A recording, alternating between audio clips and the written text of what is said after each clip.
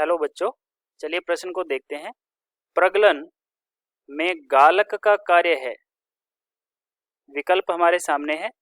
विकल्प में दे रखा है, नंबर 1 है ऑक्सीकरण में वर्धन, नंबर 2 है धातुमल के रूप में अगलनीय अशुद्धियों को हटाना, नंबर 3 अपचयन में वर्धन और नंबर 4 इनमें से कोई नहीं। ठीक, अब हमारे पास इस प्रश्न की मुख्य अवधारणा क्या बनेगी? मुख्य अवधारणा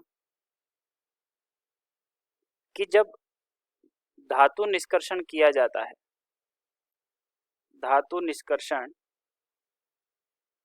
किया जाता है तो उसमें प्रगलन किया जाता है। एक विधि आती है प्रगलन। प्रगलन क्या होता है? प्रगलन के अंदर कोक, कार्बन या कोयले के साथ में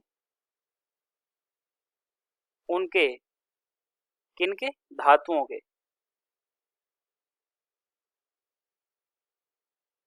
धातुओं के ऑक्साइडों का अपचयन कराया जाता है। अपचयन कराया जाता है, ये प्रगलन की प्रक्रिया है। ठीक है, यह हमारी इस प्रश्न की मुख्य अवधारणा है। अब पूछा है कि गालक का कार्य क्या होता है, तो देखते हैं कि प्रगलन के अंदर गालक क्या करता है। देखिए, हमारे पास जो कार्बन या कोयला होता है उसको परावर्तनी या वात्या भट्टी में वायु की उपस्थिति या ऑक्सीजन की स्थिर धारा के साथ में या उपस्थिति में कोयले के साथ में उस अयस्क को डाला जाता है। इसके साथ में अयस्क डाला जाता है। ठीक है, और साथ में इस अयस्क के साथ में एक गालक पदार्थ डाला जाता है। ठीक है, तो हमारे पास कितनी चीजें हो गई? हमारे पास 3 चीजें हो गई। पहला कार्बन प्लस गालक पदार्थ प्लस में वायु। ठीक है, और इनको जब तापित किया जाता है तो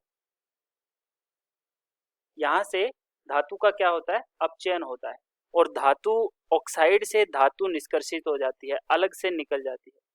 ठीक है, और यहां हमने क्या डाला था? साथ में अयस्क था, हमारा अयस्क था। अयस्क के साथ में कार्बन, गालक और वायु डालते हैं तो धातु जो है वो अपचयित हो जाती है, अलग हो जाती है ऑक्साइड में से। ठीक है, तो यहां से हमारे पास ये जो गालक होता है ये क्या काम करता है? ये क्या करता है? जो अशुद्धियां होती है, अशुद्धियां किसके अंदर? इस अयस्क में जो भी अशुद्धियां होती है, इस अयस्क की अशुद्धियों के साथ मिलकर के ये जो गालक है ये इन अशुद्धियों के साथ मिलकर के एक गलनीय पदार्थ बना लेता है। गलनीय पदार्थ बना लेता है। ये अशुद्धियां अगलनीय होती हैं, इसके लिए प्रयुक्त एक जो विशेष प्रकार की अशुद्धि के लिए विशेष प्रकार का ही गालक प्रयुक्त किया जाता है, जो कि जिसको वो गला सके। ये दोनों मिलकर के गलनीय पदार्थ बना लेते हैं और ये गलनीय पदार्थ क्या होता है? नीचे बैठ जाता है। नीचे बैठ जाता है। ठीक है, तो ये अशुद्धि को अलग कर लिया, बचा क्या? धातु बच गया। तो इसके निष्कर्षण में हमारा जो गालक होता है वो गलनीय पदार्थ बनाता है, या फिर हम कह सकते हैं कि अगलनीय पदार्थों को इस अयस्क में से वांछित कर देता है, अलग कर देता है।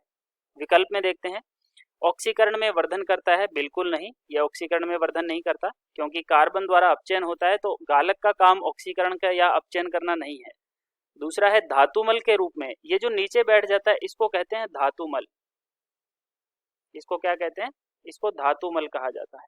ठीक है, धातुमल के रूप में अगलनीय अशुद्धियों को हटाना, बिल्कुल सही। अगलनीय अशुद्धियां जो होती है उनके साथ गालक पदार्थ मिलकर के और उनको धातुमल के रूप में नीचे बैठा देते हैं। तीसरा अपचयन में वर्धन, बिल्कुल नहीं, अपचयन में वर्धन कौन करता है? कार्बन करता है। चौथा विकल्प सही नहीं है, तो दिए गए प्रश्न का हमारा सही विकल्प बी हो जाएगा। आशा करते हैं आपको समझ आया होगा। धन्यवाद।